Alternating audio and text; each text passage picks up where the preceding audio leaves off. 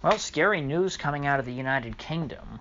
The UK Health Secretary, a man by the name of Matt Hancock, I believe, is talking about issuing something called an immunity certificate to people who have been, proven to build up immunity to this virus, either by contracting it and recovering, or contracting it and never, developing symptoms, or eventually, I would imagine, being vaccinated for this virus. And the purpose of these certificates is that essentially it would make you, I guess, free of all constraints of the quarantine, the lockdown, and all these very harsh measures the governments around the world have been taking. This certificate, you would guess, would I guess grant you back your civil liberties, is what he is kind of what's in mind here. Now, they haven't given out any specific details yet. This is just something that they're talking about. It's not been implemented, but I don't think it's at all surprising, considering that the tremendous amount of damage that this whole lockdown is doing to the global economy and to the global world order. I'm not surprised that something like this, is coming down the pike. Exactly how it was going to be implemented, was and very much still is up in the air. But I think that more and more as this drags on, it's going to become apparent that this is going to happen in some fashion or another, and that we're going to be divided in our societies into two classes of people. Those who have approval and do have rights, and those who don't have rights because they may become kuffers.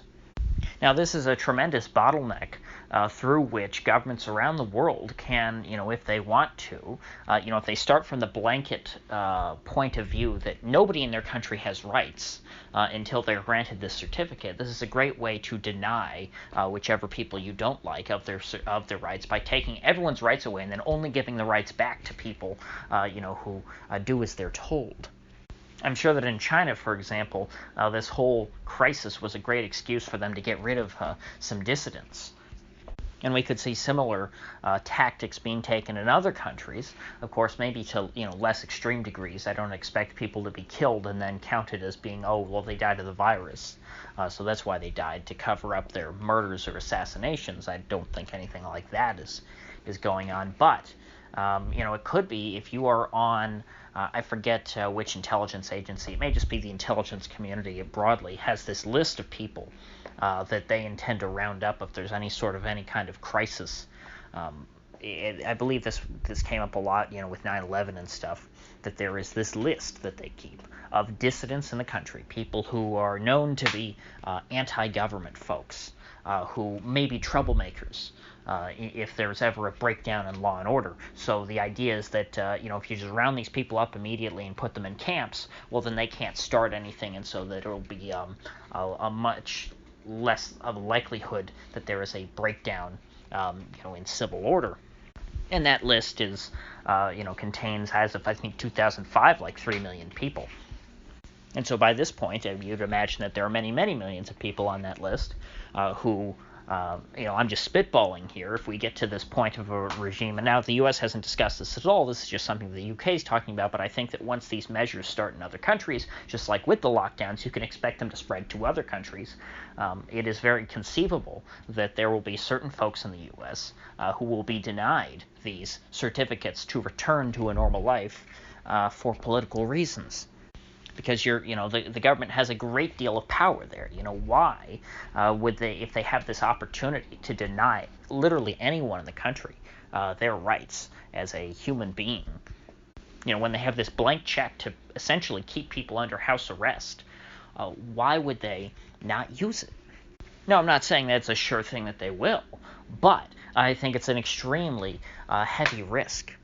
And jumping off of what I was talking about yesterday with the whole, the anti-vaxxers, this is a great way that the government will be able to force everyone into complying with the vaccine without literally sending the police, door to door to vaccinate people, which would, end in blood, certainly, because there are going to be a lot of people who just don't want needles being stuck in their arm with substances that they don't approve of.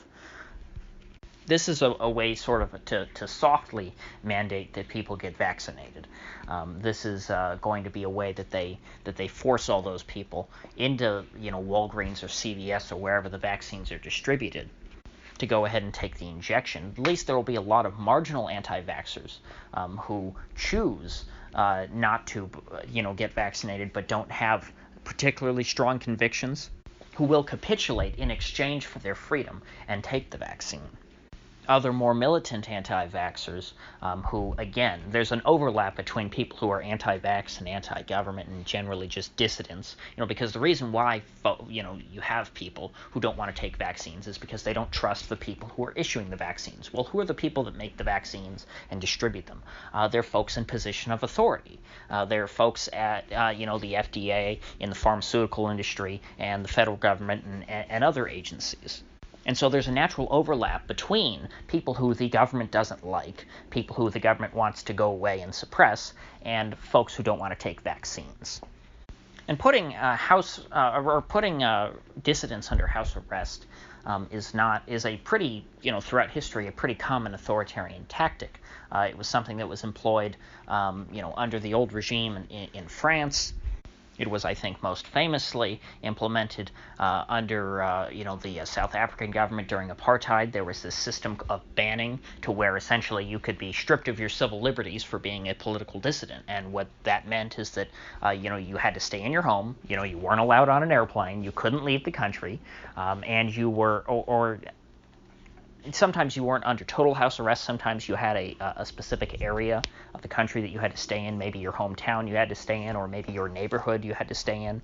And 24 hours a day, there would be a cop watching you visually, who had to have a visual on you, who would just, sit outside your house in his car or on a bench and, look in your windows at everything you're doing. And if you walk outside and go for a walk around the block, he'd follow you.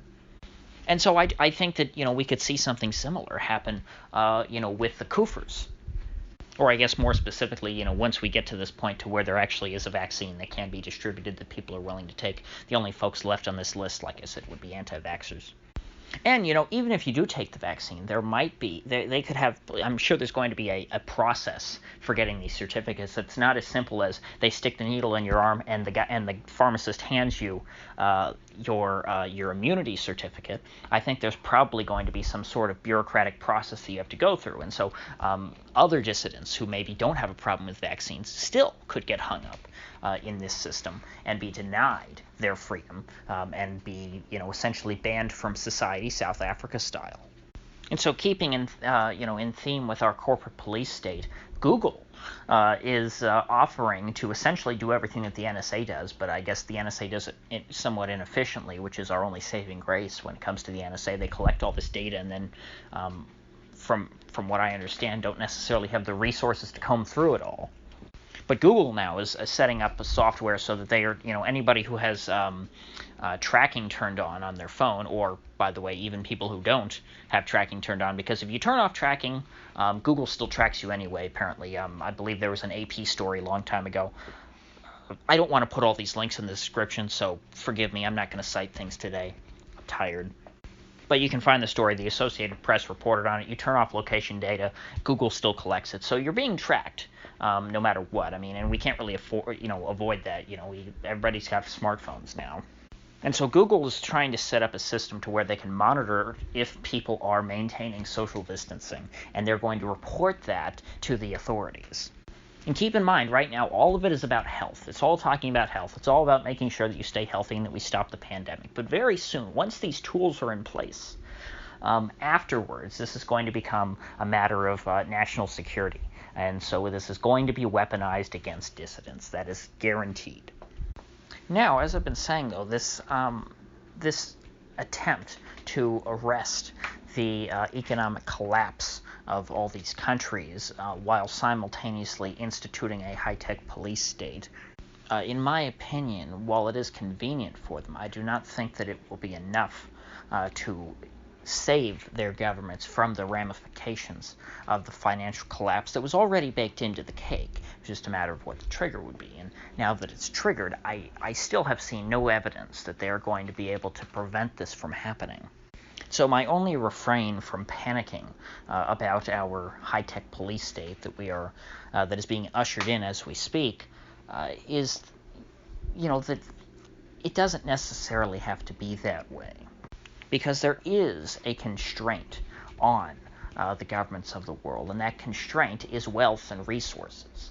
And once all of that's been expended, which they pretty much have, no amount of oppression or repression is going to save them from their financial doom. I mean, you look at a country like Yugoslavia, which was a communist country, where civil liberties were not particularly valued. With that said, Yugoslavia was not nearly as bad as the average communist country. It was a lot better than China or the Soviet Union.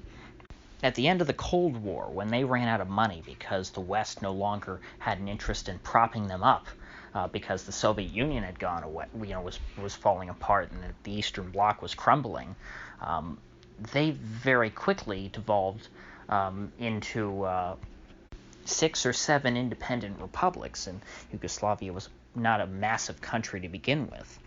And while they obviously had other factors which led to their breakup, what was inevitable, the breakup of Yugoslavia was not necessarily inevitable because of finance, but the collapse of the existing regime in Yugoslavia was. What replaced it was a matter of circumstance.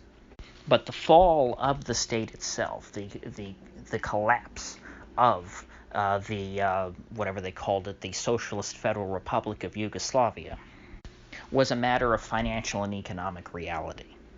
So on that grimly optimistic note, if you gained anything of value out of this video, I'd appreciate you clicking that like button and sharing this video. And if you haven't already, please do subscribe, because I do upload every day and I'd hate to have you miss one. So I'll see you folks back here tomorrow.